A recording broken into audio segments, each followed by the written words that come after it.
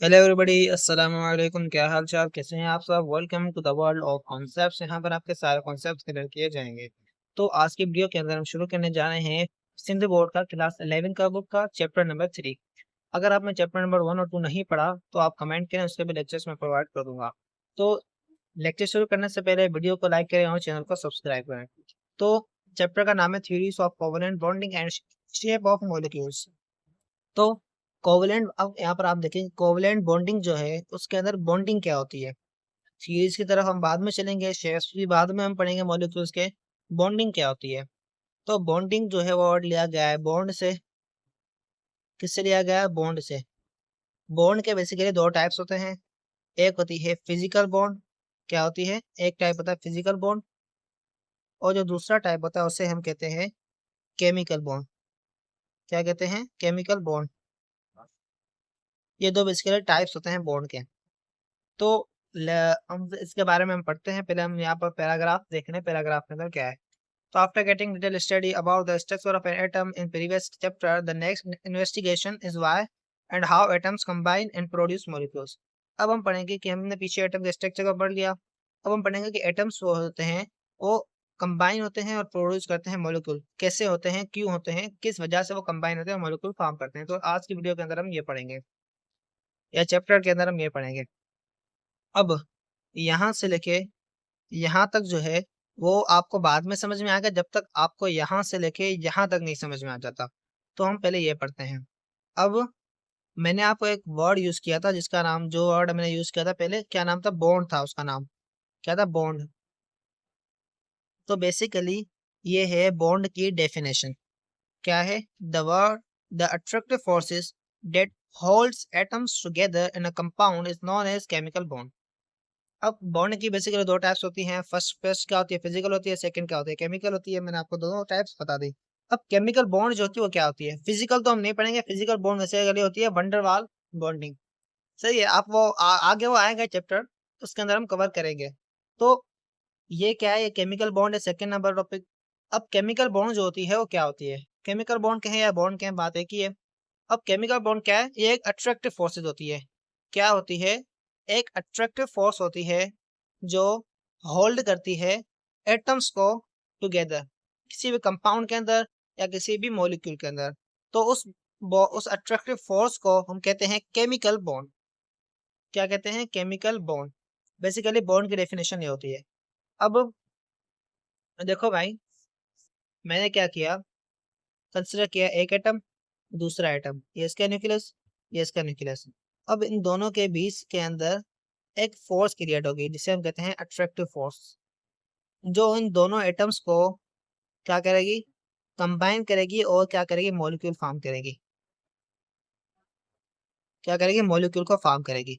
अब सवाल ये आता है कि ये जो दो एटम्स हैं, ये सिमिलर हैं या डिफरेंट है, इसको तो आप छोड़ दें। सवाल ये आता है कि ये कंबाइन क्यों होंगे, बॉन्ड क्यों बनाएंगे, और ये बॉन्ड कैसे बनाएंगे। थ्री क्वेश्चन है हमारे पास। बॉन्ड क्यों बनाएंगे, कैसे बनाएंगे, और क्या था? बॉन्ड क्यों बनाएंगे और कैसे बनाएंगे और किस तरीके से बनाएंगे। ये तीनों हमारे पास सवाल हैं। तो देखते हैं पहले हम। केमिकल बॉन्ड हमने देख लिया क्या होता है, जो एटम्स को आपस में होल्ड करता है। अब हम देखते हैं कि जो फर्स्ट नंबर हमारा क्वेश्चन है, जो बॉन्ड होती है वो कैसे फॉर्म होती है। बॉन्ड फॉर्म कैसे होती है? बॉन्ड कैसे फॉर्म होती है? ओ, एक मिनट। फर्स्ट नंबर क्या था? बॉन्ड जो है वो फॉर्म कैसे होती है, ये हमारा सवाल है। अब आप देखें कि मैंने कंसिडर किया एक एटम। हम सिमिलर एटम की फिलहाल बात कर रहे हैं। सिमिलर या डिफरेंट हो उसको आप फिलहाल छोड़ दे बोला। इसका न्यूक्लियस एक एटम का, दूसरे का है न्यूक्लियस। अब न्यूक्लियस के ऊपर क्या होता है? पॉजिटिव चार्ज होता है। क्या होता है? न्यूक्लियस के ऊपर पॉजिटिव चार्ज। मैं लिख नहीं रहा, आपको इसे बता रहा हूँ। पॉजिटिव चार्ज होता है, और उसके सराउंडिंग में इलेक्ट्रॉन्स रिवॉल्व कर रहे होते हैं ऑर्बिट के अंदर। ये सेकेंड चैप्टर के अंदर हमने पढ़ लिया है। अब अब एक बात आती है कि न्यूक्लियस के, फर्स्ट एटम का न्यूक्लियस और सेकेंड एटम के न्यूक्लियस के बीच में दोनों पॉजिटिव चार्ज हैं। ये दोनों आप एक दूसरे का करेंगे, रिपेल करेंगे। आर एफ, मतलब उनके बीच में रिपल्जन फोर्स होगी जो दोनों को आपस में दूर करेगी। RF मतलब रिपल्जन फोर्स। और हम बात करें अगर फर्स्ट एटम का न्यूक्लियस और सेकेंड एटम के इलेक्ट्रॉन की अगर हम बात करें, इन दोनों की बात करें, फर्स्ट एटम का न्यूक्लियस और सेकेंड एटम के इलेक्ट्रॉन की बात करें, तो दोनों यहाँ पर पॉजिटिव चार्ज होगा न्यूक्लियस के ऊपर, इलेक्ट्रॉन के ऊपर क्या होता है, नेगेटिव चार्ज होता है। तो जिसकी वजह से फर्स्ट एटम का जो न्यूक्लियस है वो सेकेंड एटम के इलेक्ट्रॉन को क्या करेगा, अट्रैक्ट करेगा। न्यूक्लियस क्या करेगा, अट्रैक्ट करेगा इलेक्ट्रॉन को। और जो सेकेंड एटम का न्यूक्लियस है वो भी क्या करेगा, अट्रैक्ट करेगा फर्स्ट एटम के इलेक्ट्रॉन को। के चार्जेस क्या है, अपोजिट है। चार्जेस क्या है, अपोजिट।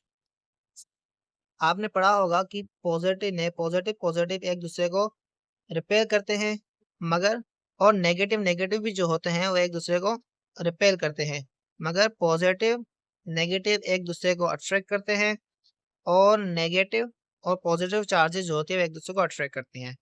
अब सवाल आता है बॉन्ड फॉर्म कैसे होती है, यही सवाल था ना। जब अट्रैक्टिव फोर्सेस जो होती हैं वो ग्रेटर हो जाए रिपल्जन फोर्स से, क्या हो जाए, अट्रैक्टिव फोर्सेस ग्रेटर हो जाए रिपल्जन फोर्स से। कैसे होंगी देखें। अब ये एक न्यूक्लियस था, ये दूसरा न्यूक्लियस हम बड़ा करके बना, ऐसे नहीं बोला, यहीं पर एक न्यूक्लियस दूसरा न्यूक्लियस था, सही है। अब ये न्यूक्लियस, इसका भी ये न्यूक्लियस, ये इलेक्ट्रॉन भी इलेक्ट्रॉन। अब ये जो दो न्यूक्लियस हैं इन दोनों के बीच में रिपल्जन फोर्स है ना, RF रिपल्जन फोर्स, और न्यूक्लियस और इलेक्ट्रॉन के बीच में क्या है, अट्रैक्टिव फोर्स है। असल में वैसे ये पेयर में होती है फोर्स, क्या होती है, पेयर में। कि एक का न्यूक्लियस दूसरे के इलेक्ट्रॉन को अट्रैक्ट करेगा और उसके न्यूक्लियस को रिपेल करेगा, और दूसरे का न्यूक्लियस क्या करेगा, पहले के इलेक्ट्रॉन को अट्रैक्ट करेगा और पहले एटम के न्यूक्लियस को रिपेल करेगा। उसकी वजह से हम कहते हैं जो फोर्सेस होती है वो पेयर में होती हैं, भले वो अट्रैक्टिव फोर्स हो या रिपल्सिव फोर्स हो। सही यहाँ तक। अब जब ये जो फोर्सेस हैं अट्रैक्टिव फोर्सेस डोमिनेट हो जाएंगी, मतलब न्यूक्लियस और ये जो न्यूक्लियस और इलेक्ट्रॉन और इसका न्यूक्लियस और इसके इलेक्ट्रॉन के बीच में जो अट्रैक्टिव फोर्सेस हैं वो डोमिनेट हो जाएंगी, मतलब ग्रेटर हो जाएंगी रिपल्जन फोर्सेस के, जो न्यूक्लियस इसके और इसके न्यूक्लियस के बीच में, जो इसके इलेक्ट्रॉन और इसके इलेक्ट्रॉन के बीच में अंदर रिपल्जन फोर्सेस हैं। जब ऐसा होगा तो जो एक का दो एटम्स थे वो पहले दूर थे, अब आपस आपस में आकर करीब आ जाएंगे। तो वो रीजन शेयर करें, वो आगे दूसरी बात है, आपस में करीब आके बॉन्ड बनाएंगे और वो क्या करेंगे, मॉलिक्यूल को फॉर्म करेंगे। क्या करेंगे, मॉलिक्यूल फॉर्म करेंगे। तो यही रीजन होता है बॉन्ड फॉर्मेशन का।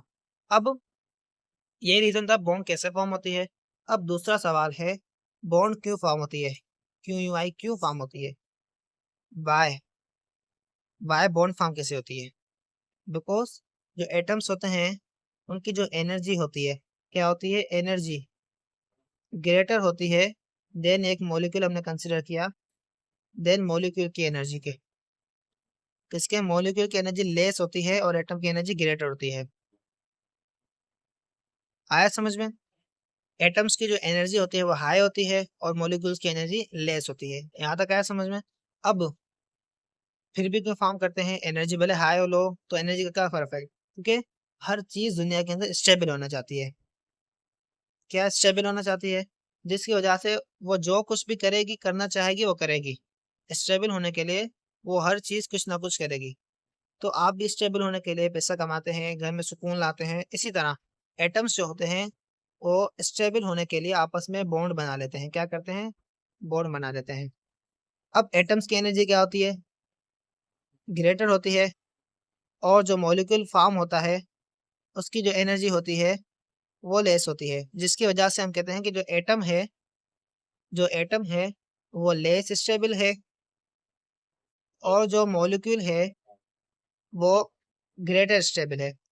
तो यही रीजन था बॉन्ड फॉर्मेशन का। तो ये मसला होता है कि बॉन्ड जो है वो क्यों फॉर्म होती है, कैसे फॉर्म होती है, क्यों फॉर्म होती है, ये हमने कवर कर लिया। अब आगे की तरफ हम चलते हैं, बुक की तरफ हम बात करें बुक के अंदर क्या बताया जा रहा है। बुक के अंदर हम देखें कि बुक के अंदर हम देखते हैं कि क्या बताया जा रहा है, तो चलिए देखते हैं। तो यहाँ पर तो वही बात बताई जा रही है कि बॉन्ड कैसे फॉर्म होती है, मॉलिक्यूल्स कैसे बॉन्ड को फॉर्म करते हैं। एनर्जी की लॉस होती है during the formation of bond. Bond बनने के बाद जो मॉलिक्यूल फॉर्म होता है उसकी एनर्जी ज्यादा होती है और बॉन्ड की जो एनर्जी होती है वो और जो एटम की एनर्जी होती है वो ज़्यादा होती है, और जो बॉन्ड बनने के बाद जो मॉलिक्यूल फॉर्म होता है उसकी एनर्जी कम होती है। तो यही बात यहाँ पर बताई जा रही है।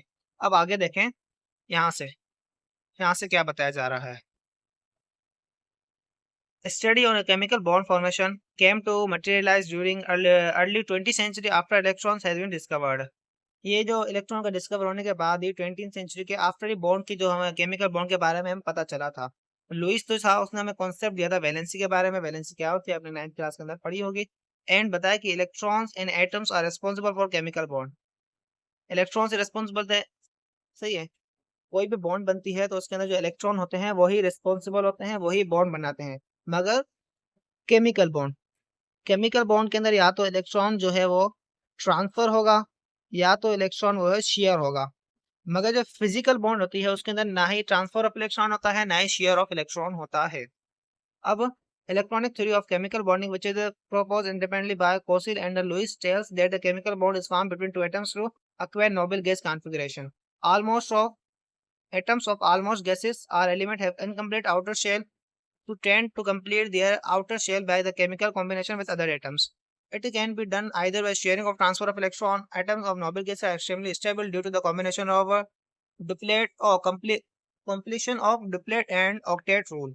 Therefore, they do not form any chemical bond and they require exist in an atomic monoatomic molecule.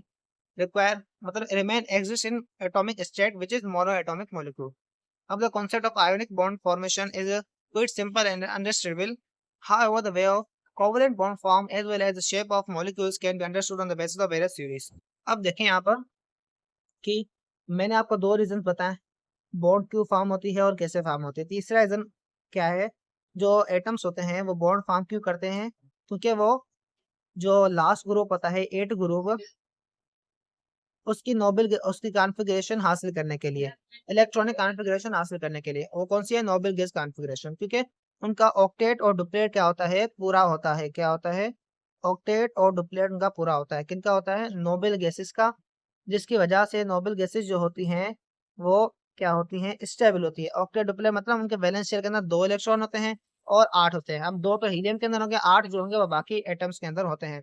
तो उसकी वजह से वो जो स्टेट होती है उनकी एटॉमिक स्टेट जो होती है नोबेल गैसेस जो होती है उनकी होती है मोनोएटॉमिक, मतलब सिंगल मॉलिक्यूल होती है। अब यहाँ पर तो आयनिक बॉन्ड जो फॉर्मेशन है वो कुछ सिंपल है। हाउएवर द कोवैलेंट बॉन्ड जो है वो थोड़ी मुश्किल है, मतलब हमें समझना पड़ेगा थ्योरीज के लिहाज से हमको। आया तक समझ में।